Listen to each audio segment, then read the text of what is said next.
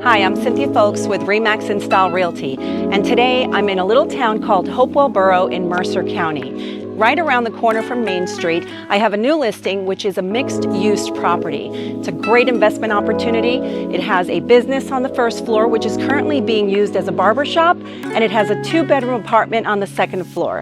Come on, let's take a look.